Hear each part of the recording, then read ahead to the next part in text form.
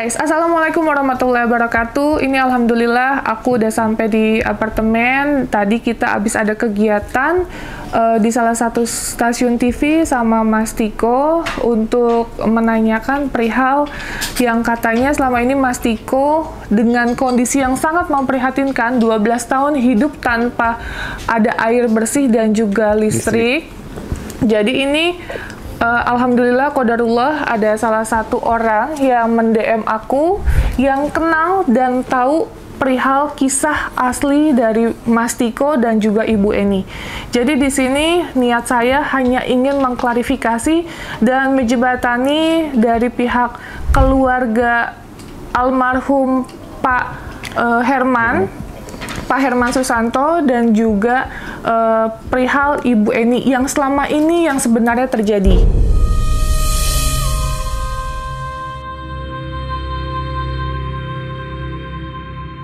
Ya, jadi ini kita langsung berhubungan dengan pihak anak kandung dari almarhum Pak Herman. Karena menurut informasi Pak Herman meninggal dunia tahun 2015, seperti itu. Oke. Assalamualaikum, Ibu. Waalaikumsalam warahmatullahi wabarakatuh. Oke, jadi ini ada Ibu. Saya dengan Ibu Uri Muji Astuti. Oke. Itu nama lengkap saya. Okay. Saya memang anak kandung dari Bapak Herman Muji Susanto. Oke, anak dari istri pertama. Ya. Iya, anak pertama dari istri pertama. Oke, dan ini juga ada cucu dari almarhum Pak Herman Susanto dengan Mbak? Saya Mbak Ika. Mbak Ika, oke. Nah, ini ya. Oke, nah Ibu, aku mau tanya dong Bu, perihal yang selama ini berita yang terjadi, itu seperti apa sih Bu? Boleh dijelaskan nggak Bu, secara detail terlebih dahulu? Iya baik, begini Mbak, Ibu juga kaget lihat pemberitaan di YouTube, di TV. Selama ini ayah saya kan Bapak Herman Muji Susanto seakan-akan kesannya seorang suami yang sangat dolim ya kepada istri dan anaknya yang meninggalkan berpuluh-puluh sampai berapa tahun, sampai sampai Ibu Eni depresi, si anak Tiko juga nggak terurus gitu kan. Ternyata sebenarnya bukan seperti itu. Bapak itu bukan meninggalkan, malah disuruh keluar dari rumah yang besar itu.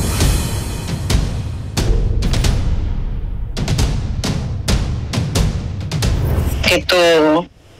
Oh, jadi bapak saya pergi dari rumah itu. Diusir itu alasannya apa Bu? Boleh dijelaskan nggak Bu secara detail? Kalau secara detail Ibu nggak tahu ya. Jelas mereka ada pertengkaran mungkin dari awalnya ya. Gitu. Jadi mungkin yang itu yang karena ketahuan mungkin ya karena perbedaan usia yang waktu itu memang agak jauh, jadi ya si perempuan si Ibu Eni ini ya mungkin ya cari-cari teman lah di luar seperti itu. Jadi mungkin banyak konflik juga Mbak, tapi salah satunya saya rasa itu sih karena yang menurut cerita juga seperti itu.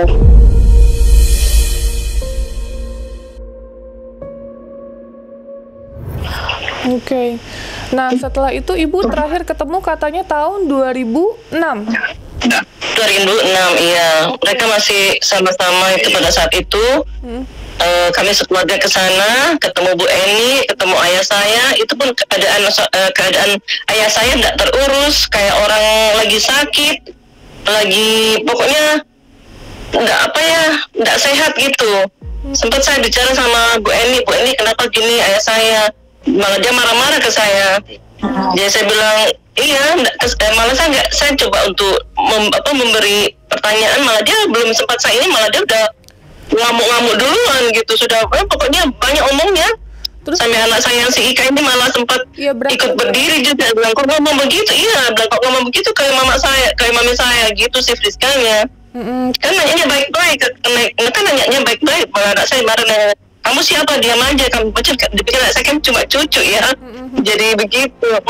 Emang dari awal memang sudah ya agak keras nih Ibu Ibu Eni ini memang keras salib, iya.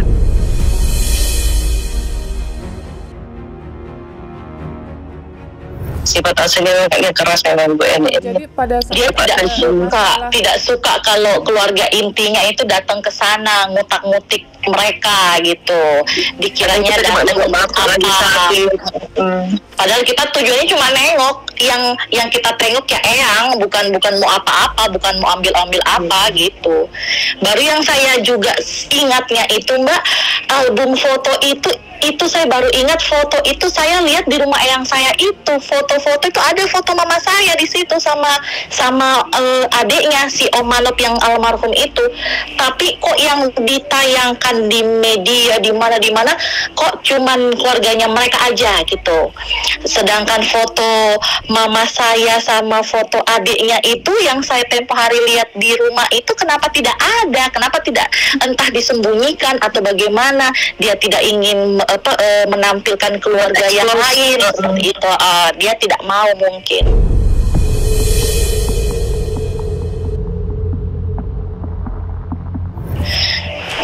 Makanya saya baru ingat juga karena kan waktu kan saya sempat injak rumah itu kan, memang dari awal memang sudah kesannya kurang baik juga kita datang ke sana, bukan cuma kita ya Mam ya, karena setelah kita datang banyak keluarga lain juga yang datang menjenguk eyang sama kasusnya diajak keponakannya juga seperti itu ya. Ada keponakannya juga datang gitu, itu juga ribut gitu. Jadi kesannya mereka ya gimana Bu Eni mungkin ya begitulah, keras gitu kan, ketakutan karena rumahnya takut diambil gitu ya. Iya, dia seperti itu. Seperti itu kali. Atau nggak mau istilahnya nggak mau dikunjungi, nggak mau jadi cuma dia saja yang gitu. Makanya kelihatan kan depresinya, dia akan orang datang dia tutupin pintu, dia merasa ini milik saya, ini saya, mungkin ini pikiran saya seperti itu ya.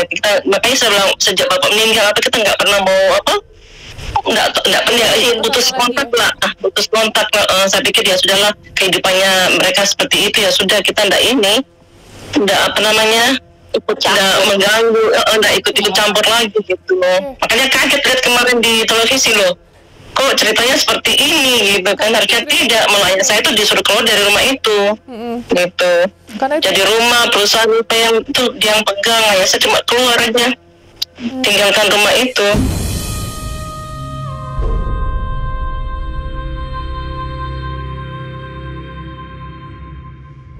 Oke. Nah, jadi Bapak pulang ke Madiun Bu waktu itu? Belum pulang pada saat itu.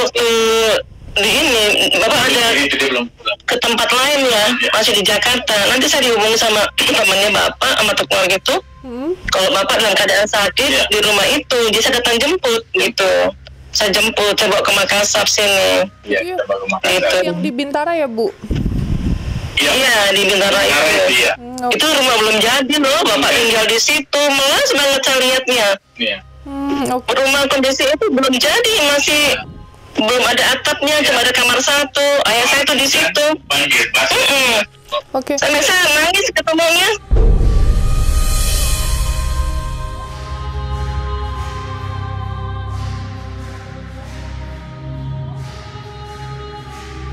Oh, nah terus setelah itu Bapak dipulangkan ke? Saya bawa ke Makassar. Habis itu Bapak sudah sehat-sehat, Bapak pulang. Bapak ini orangnya suka jalan juga sih, jadi kembali ke Surabaya. Terus pokoknya ke Madiun juga, ke ini. Pokoknya sering jalan ya, kayak main dulu kan Bapak ini memang orangnya nggak bisa diem, suka jalan, suka gitu. Oke. Nah, dia saya bilang nggak usah. Iya, terus Mbak. Nah, setelah Ibu mendengar berita yang ada di YouTube, viral di TV, di mana-mana, gimana tanggapan Ibu pertama kali? Ya berita itu kayaknya kesannya bohong gitu loh. Kesannya bohong, Mbak. Seakan kayak memang benar keadaan mereka seperti itu. Itu menurut saya juga kesalahannya mereka sendiri, bukan kesalahan ayah saya. Karena ayah saya kan sudah menyerahkan rumah itu dalam kondisi baik, dalam kondisi utuh, masih bagus. itu kan ditinggalnya dengan perabotan, segala pelakunya ada. Kalau memang kapan hari mungkin ayah saya sempat ambil barang perabot itu nggak semuanya, cuma miliknya apa dia yang pakai kecil. Iya, yang tadinya mau dipakai ke rumah yang sebelah itu, gitu. Nggak sampai yang katanya tikus sampai 70% barang, nggak mungkin lah. Gitu. Tapi pada saat meninggalkan rumah itu, emang kondisi Tiko waktu itu masih kecil. Jadi masih kecil, masih usia 22 tahun, itu kan sudah sekolah SD kayaknya itu. Nah, usia SD memang, Mam. Masih SD, masih kecil. Masih kecil dia tuh, masih memang nggak tahu apa-apa lah, kan kasihan masih Tiko. Memang secara ini Tiko nggak tahu masalah. Kalau dia menjawab yang salah juga kita maklumi, gitu aja sih. Ya mudah-mudahan mulai saat ini Tiko sudah mulai berhati-hati membuat cerita-cerita. Ya seakan-akan dia ini kan nggak diurus sama ini. Memang mungkin ayah saya betul-betul nggak boleh kembali lagi sama Ibu Eni. Jadi ayah saya betul-betul nggak kembali. Saya pun juga ada bilang sudahlah, hidup masing-masing saja sekarang. Apalagi ayah saya kan sudah juga usia pada saat itu kan. Ya saya bilang udah, dia akhirnya pulang ke Madiun sampai beliau meninggal.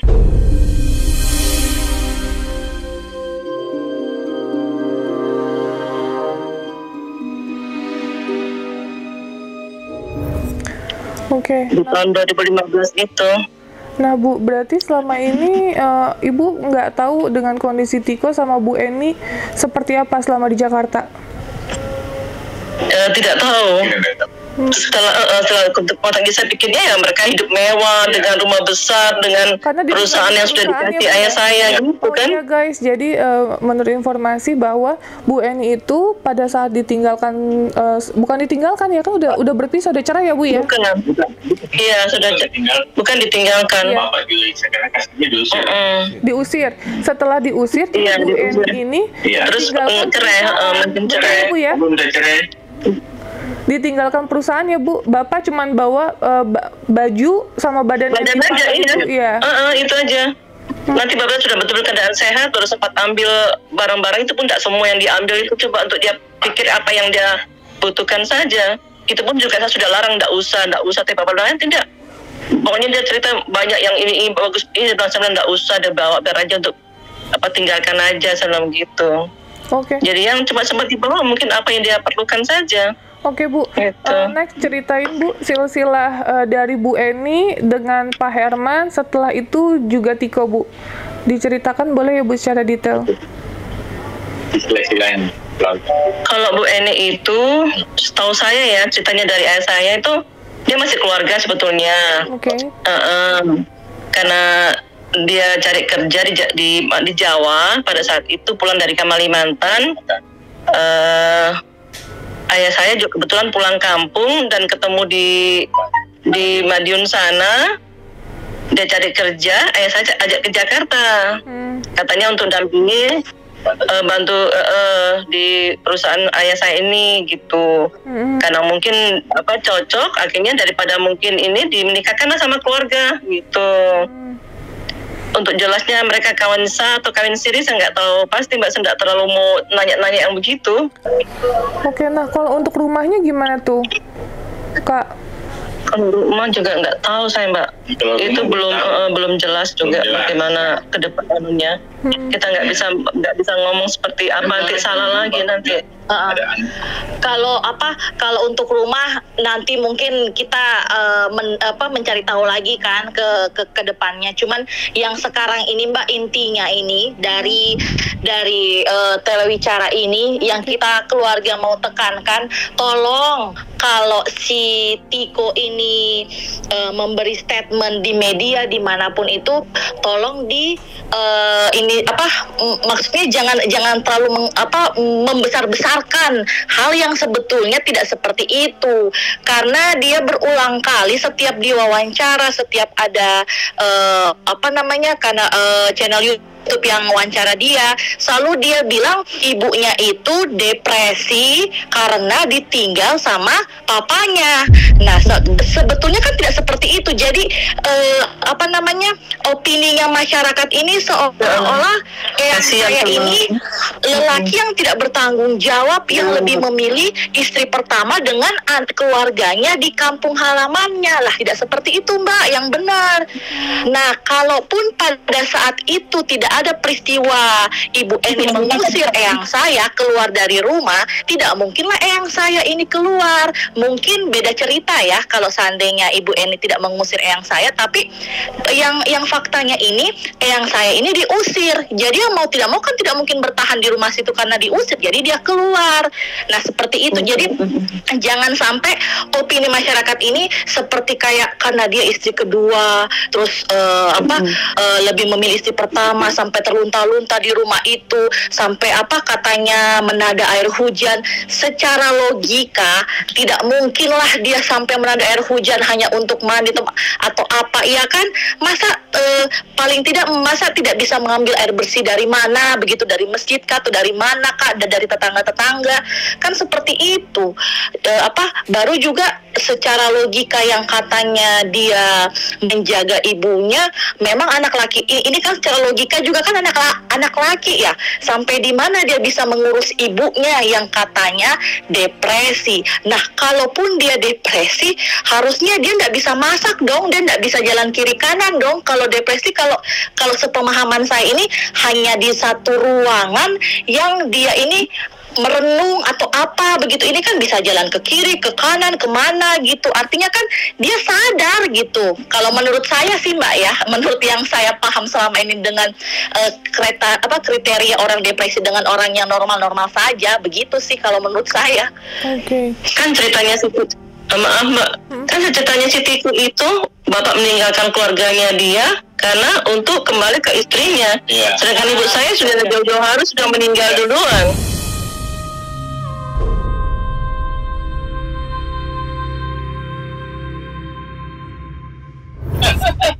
Sudah jauh-jauh, ibu kan meninggal, iya, sudah duluan meninggal gitu. Jadi kalau dibilang setannya dia lebih memilih keluarga memilih istrinya sama anaknya, itu enggak benar, karena ayah saya emang enggak seperti itu, sudah meninggal duluan ibu saya itu.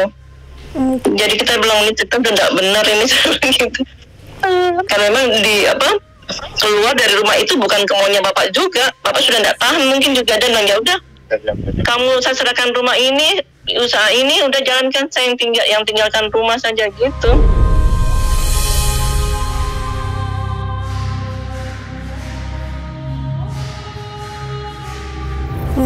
Gitu ceritanya dulu, kayak saya ke saya gitu, udah daripada saya ribut terus juga pokoknya dia tahu memang keras sih Bu Eni ini, dia bang keras. Bapak juga sakit-sakitan terus sama Bu Eni ini. Oke. Gitu. Nah, terus ada yang mau diklarifikasi lagi, Bu, yang lainnya? Kak? Kenapa, Mbak? Ada yang lain yang mau diklarifikasi lagi terkait berita yang sudah ada di YouTube, di TV, di mana-mana? Ya pokoknya itu yang kita tekankan, Mbak. Maksudnya jangan, kalau kita ini klarifikasi begini hanya untuk meluruskan nama baik eyang saya yang katanya seperti pemberitaan sekarang kan.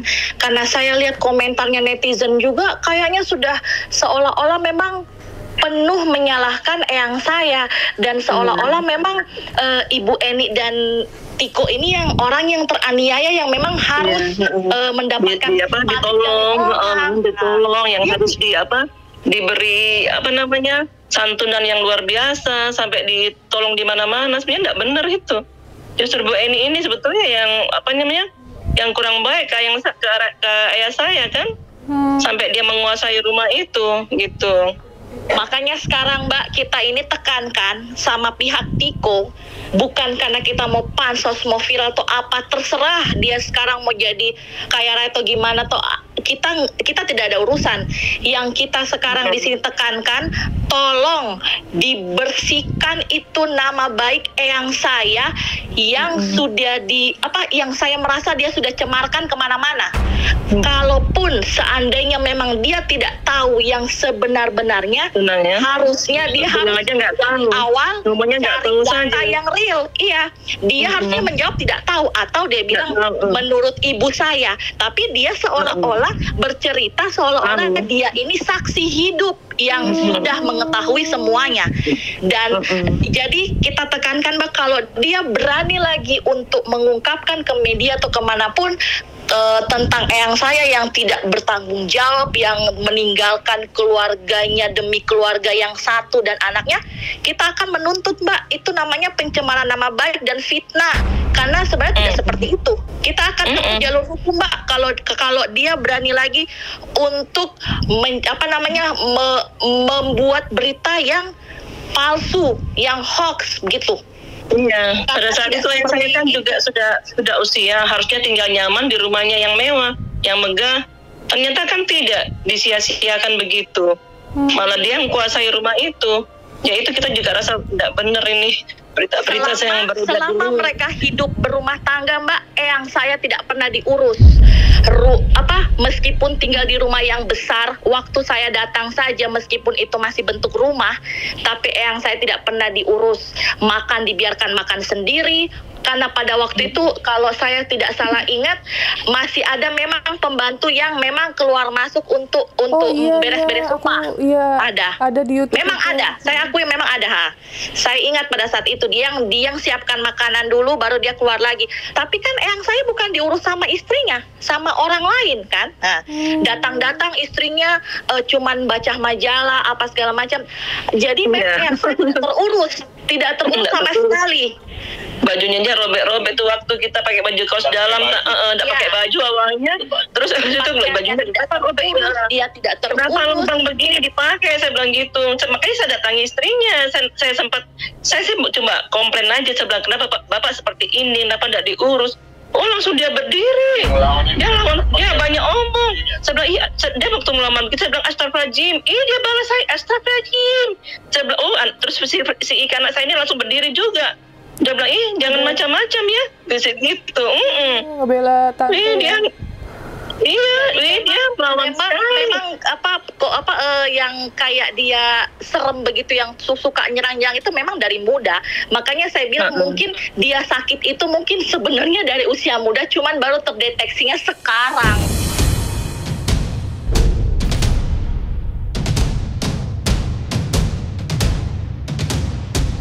Karena dari zaman dia masih ini aja juga sudah begitu. Dia kayaknya entah dia ketakutan karena mungkin kita datang untuk ngutak-ngatik ke hartanya dia dengan eyang saya atau bagaimana, kita juga tidak paham. Karena dia kayaknya tidak suka kalau keluarga dari eyang saya ini datang untuk melihat keadaan eyang saya itu. Itu yang dia kayaknya tidak suka. Itu, iya. Karena setiap ada keluarga gitu dia kayaknya marah-marah apa gitu, biar di depannya tamu gitu dia tidak pusing. Dia tetap aja tunjukkan kalau dia tidak suka gitu. Dia pokoknya kayak mau lihat kan bangga gitu dengan dia sekarang bagaimana. Kalau dipikir dia tuh siapa sih? Cuma orang dari kampung, begitulah. Makanya saya baru kan ada statementnya Tiko nih, katanya asli kan kemarin sempat kayaknya Mbak Novi sempat wawancara dan asli orang Jakarta. Iya, asli orang sini. Makanya saya ini juga sempat geli juga dengernya. Lah gimana mau jadi orang Jakarta kamu, orang ini dari Jawa semua, kalau termasuk kakek biologisnya dia juga orang tua biologisnya itu dari Jawa semua, Mbak. Karena kan memang teman-teman yang saya ini kan memang rata-rata yang ke Jakarta ini memang orang dari Jawa semua. Jadi lalu itu tidak ada yang orang asli Jakarta. Cuman karena KTP itu memang zaman dulu bisa diterbitkan sampai beberapa KTP kan, satu orang, ya dibuatlah KTP Jakarta. Nah itu mungkin pemahamannya dia ini udah asli orang Jakarta. Makanya saya bilang lah, ini anak sebetulnya nggak ngerti apa-apa, tapi dia mengungkapkan ceritanya ini seolah-olah dia ini saksi hidup yang ada pada saat peristiwa mama sama papanya ini, seperti itu yang dia klaim sebagai papa mamanya, begitu.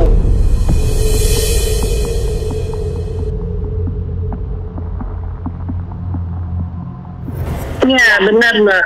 Cerita yang sebetulnya, jadi bukan cerita yang dibuat-buat, yang terlalu dramatis, dengan kesedihan, dengan keterpurukan, dengan rumah yang besar itu tidak terurus. Itu sebenarnya mereka ini tidak terpuruk kok, Mbak. Dari awal mereka ini tidak terpuruk. Bayangin aja, dia ditinggalkan rumah gede, ditinggalkan perusahaan, iya kan? Harusnya dia bisa menggunakan yang peninggalan itu dengan fasilitas yang tapi mungkin karena mungkin saya juga tidak tahu persisnya seperti apa, yang katanya juga dengar katanya dia sempat juga selingkuh dari eyang saya, ya saya tidak tahu apa yang terjadi.